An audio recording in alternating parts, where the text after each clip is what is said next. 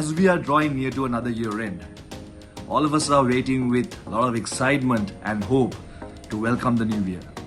I'm sure all of you all have started your planning process already to start the new year with a bang. It's a known fact, or I would say somewhat of a ritual, that most of us put up a list of new year resolutions, either to get rid of a bad habit, get rid of something that is holding us back, or to start something new that could help us progress in our life. A lot of people come up with things like getting back in good shape, picking up good healthy habits, starting up on a professional qualification that you have been forever postponing, and the list goes on. For some reason, we have conditioned our mind that 1st of Jan is the day for new beginnings. This is absolutely normal, and when you really look at it, it's actually a good way to get into a fresh start. I myself, for the longest time period that I can recall, have been putting up list after list with New Year resolutions and waiting for that auspicious day, 1st of Jan, to start something brand new. Funny thing is though, most of us give up on all these New Year resolutions within a couple of weeks or within a couple of months, for whatever the reason that it may be, and go back to the same old ritual, the same old routine, and being the same old person. I want to leave something with you today to think about as you get yourself prepared to face new challenges and opportunities in the coming year. Through years of experience, I have found out that people who stick by what they start are the ones who start things with the most conviction as to why they should start it. Let me simplify it.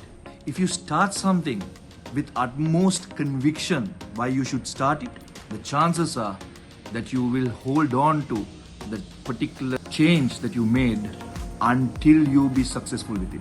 I hope you got it, because the things that we want to either give up or to start requires us to change as people. And sometimes when we put New Year resolutions, we don't really understand, or doesn't take time in really analyzing what it requires in terms of commitment, focus, for us to be succeeding that particular task. With this context in the backdrop, I want you to do this exercise, what I call the reflection.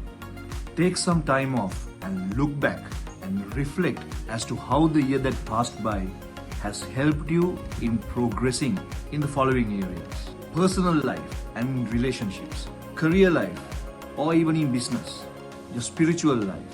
What have you acquired newly in terms of knowledge, network, and wealth?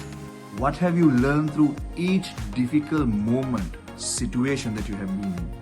Have you got stronger mentally to face any new challenge and try to find opportunities in every difficult situation? Every second in the year that is passing by, to be precisely 31,536,000 seconds, we have had the opportunity of learning something and making us stronger and better. As you spend some time doing this reflection and looking back to how the year has progressed, I bet you will find more opportunities that are more compelling to you in revisiting as to how you want to navigate in the coming new year. This reflection will help you to stay focused in the areas that you need to be putting your 100% effort in becoming better and greater. And mark my word, you will be more committed to those things that you have put as areas that you need to work on in improving yourself, because after all, conviction is more important than anything else for you to stay focused in achieving your goals. So take some time off to look back and reflect before you step into the new year in planning your next year's journey. I wish you all the very success in the coming year, and may God bless you.